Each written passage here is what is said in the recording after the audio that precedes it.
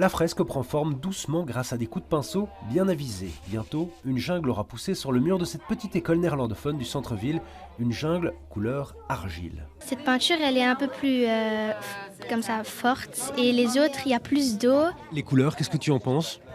Elles sont très belles et je trouve que les tons, ils mélangent bien, ça mélange bien. C'est un peu comme ça, dur, un peu comme s'il y avait des petits bouts de pierre dedans. Une texture particulière assez brute et des tons directement empruntés des sols bruxellois, des terres excavées sur des chantiers, 2 millions de tonnes chaque année à Bruxelles. La chef derrière la recette, la voici. C'est du dosage et du mixage de différents ingrédients. En fait, et on arrive vraiment à une recette après différents essais. Donc c'est comme en cuisine, on peaufine.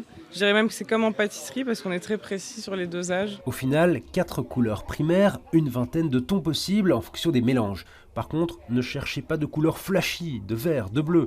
On reste sur du sable bruxellien. C'est un sable qui n'est pas homogène, qui est hétérogène, mais qui peut être très bien utilisé pour créer des matériaux qui sont sains, qui sont terre crue. Et qui n'est pas angulaire, donc ça veut dire qu'elle attache bien et comme ça on peut créer une peinture qui s'attache bien aussi au mur et qui n'a pas d'éléments nocifs. En réalité, cette méthode n'a rien de révolutionnaire, c'est plutôt un retour aux origines bruxelloises. On fait le sablon qui est maintenant un peu le quartier chic.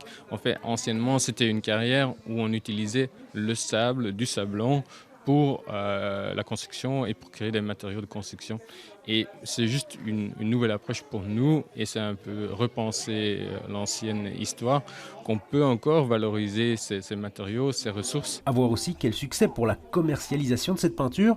Au-delà de cette petite fresque, la volonté est de séduire le monde de la construction. Quelques contrats ont déjà été signés et ces seaux, ou plutôt ces sacs, sont aussi aux ventes pour les particuliers, environ 5 € le mètre carré, un prix comparable à la peinture classique de la construction.